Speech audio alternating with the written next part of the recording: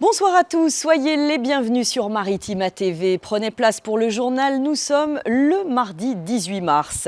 On s'intéresse pour commencer à la pollution de l'air en région PACA. 98% des établissements scolaires dépassent les seuils recommandés par l'Organisation mondiale de la santé. C'est ce que révèle une étude menée par l'association Respire. Parmi les établissements les plus exposés, le collège Belle de Mai à Marseille. Il arrive deuxième au classement. Reportage sur place de Nordine Ali Saïd.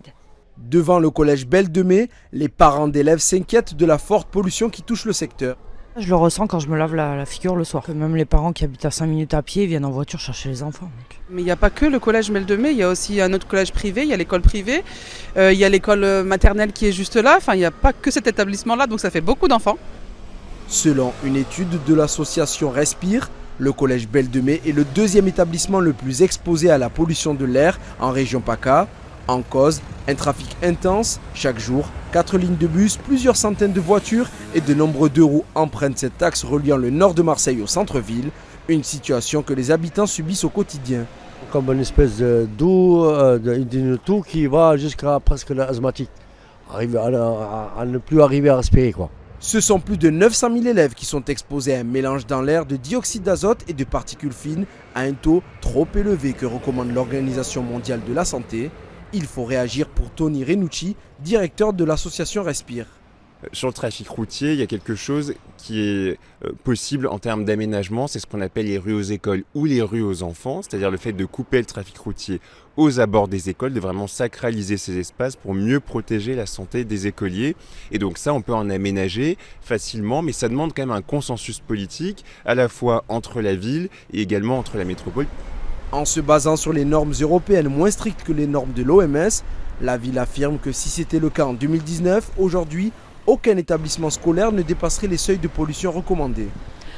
Parents d'élèves, associations et militants se sont réunis hier devant l'école Franklin Roosevelt à Marseille, toujours pour dénoncer cette pollution de l'air aux abords des établissements scolaires. Une portion de rue a même été fermée à la circulation pour mener des actions symboliques et proposer des activités pour les enfants.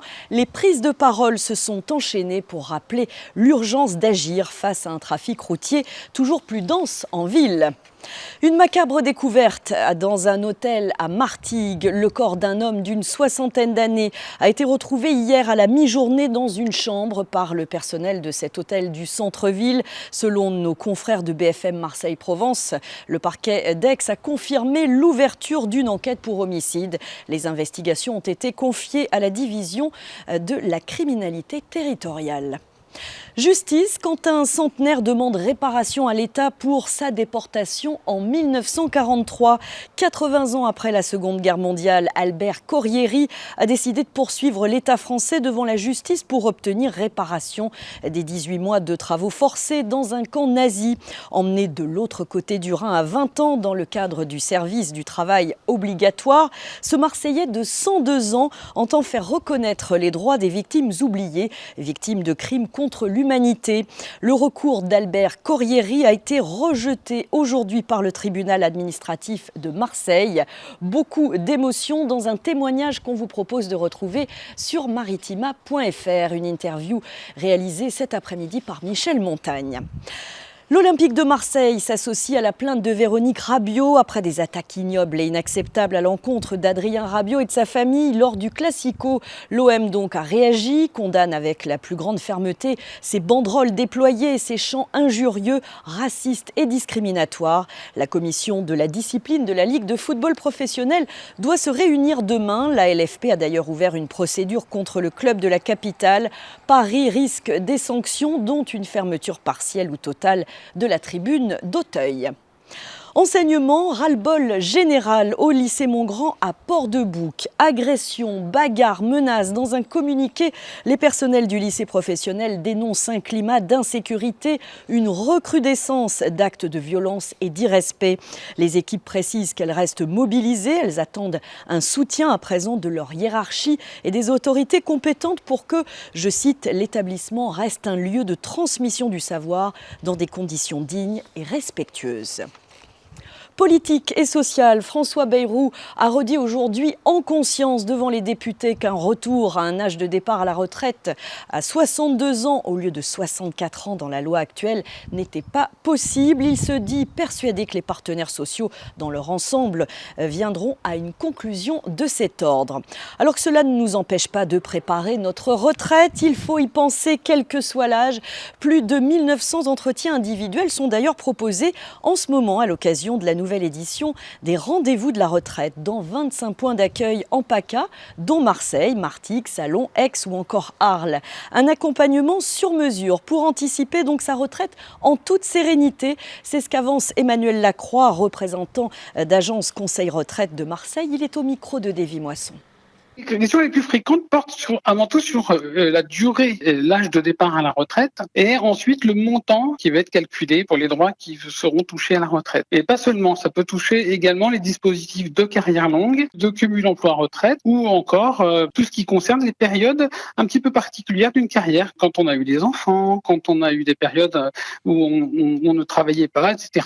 C'est vrai qu'en France, nous avons plusieurs régimes de retraite qui ne calculent pas forcément la carrière de la même manière. Donc, en fonction de la complexité d'une carrière, ça peut être plus ou moins fastidieux. Mais on rend les choses le plus simples possible, justement grâce à ces entretiens où on explique précisément la situation de la personne et bien la sienne, et pas un discours général qui pourrait s'appliquer à n'importe quel autre.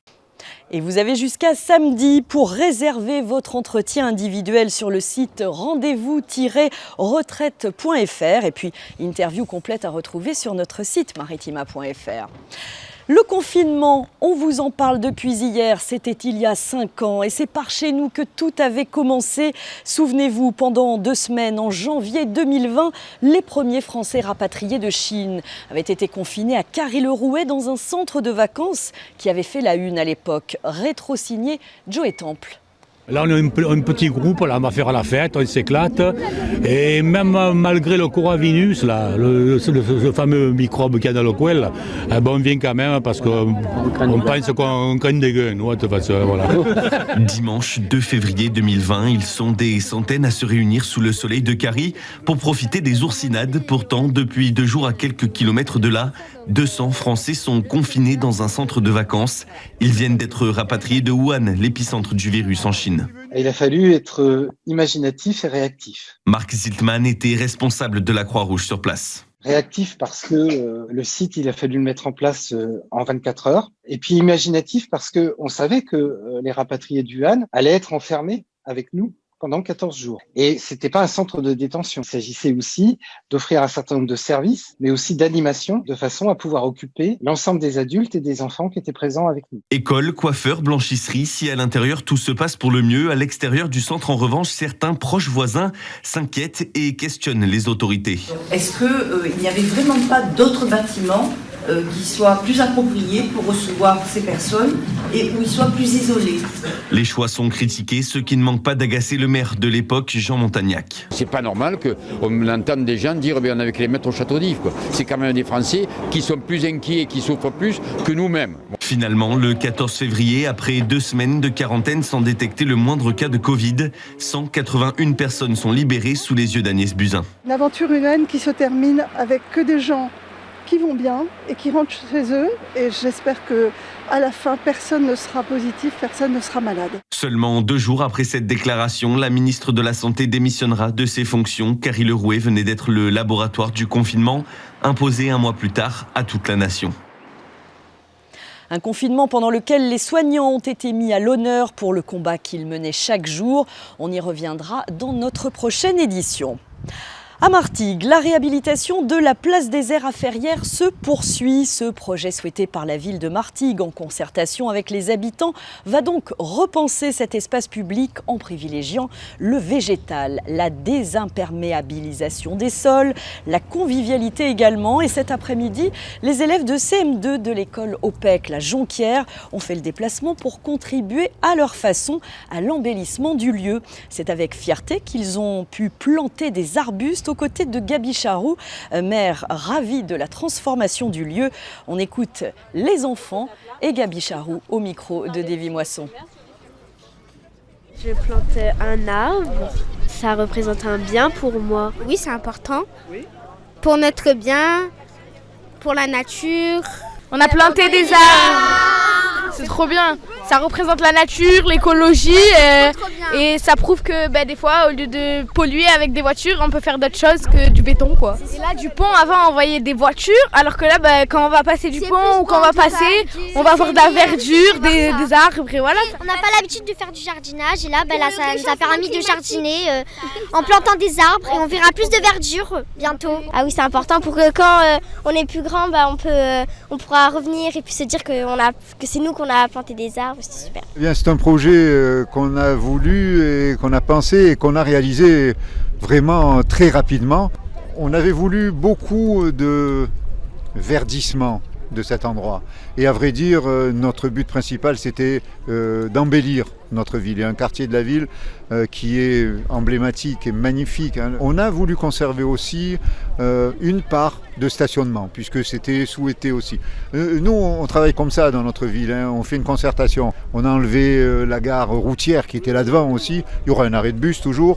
Voilà. Et puis, il y a le respect de notre environnement avec, bien sûr, ces plantations. Plus de 170 arbres de belle taille, souvent, c'est ce qu'on voulait. Des plantations d'arbustes par les enfants aujourd'hui et d'autres à venir. Et puis une volonté de désimperméabiliser au maximum le sol ici pour que la nature reprenne un peu ses droits. Très sincèrement, l'endroit le plus maltraité de Martigues devient peut-être un des plus beaux de notre ville. Donc très très content de ce projet et j'espère qu'il rencontrera l'agrément, le plaisir et voilà, la reconnaissance qu'un projet qui est mené avec les habitants, c'est toujours une réussite. Et les visites de chantier de cet espace public s'enchaînent cette semaine avec la participation active, vous l'avez entendu, de ces petits martégots en joie. Suivront demain les enfants du centre de loisirs Eugénie Coton et puis jeudi les élèves de l'école Jean Jaurès, toujours pour cette plantation d'arbustes. Fin des travaux de la place des Airs prévus en mai prochain avec parking, soyez rassurés, et aire de jeu et de repos. Tout le monde devrait y trouver son compte. Puisqu'on parle plantation, ornement, concours Berre Fleuri, les inscriptions sont ouvertes et ça fleure bon le printemps justement.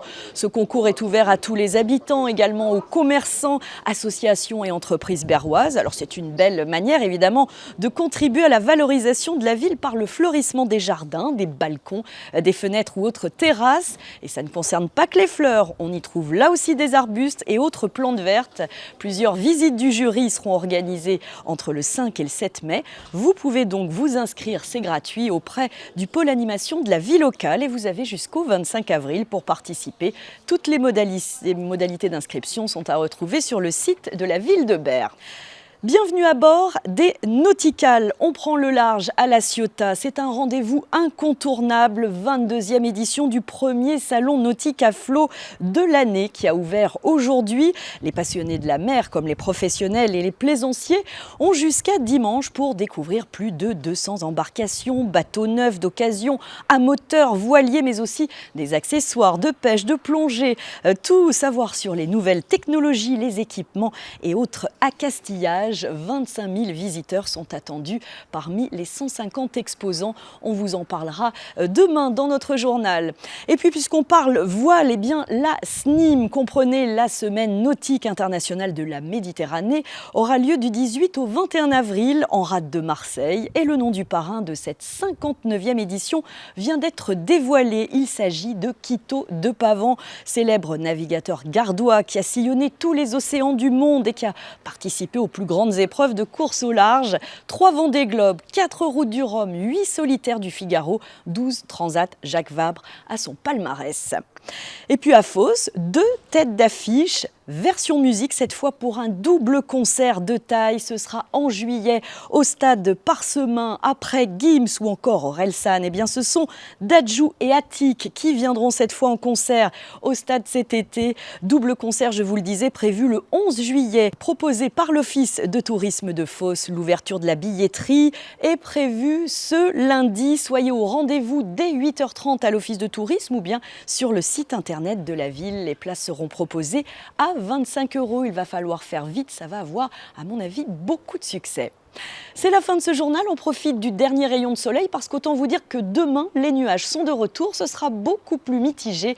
Reste à vous souhaiter une très belle soirée sur Maritima TV, à demain.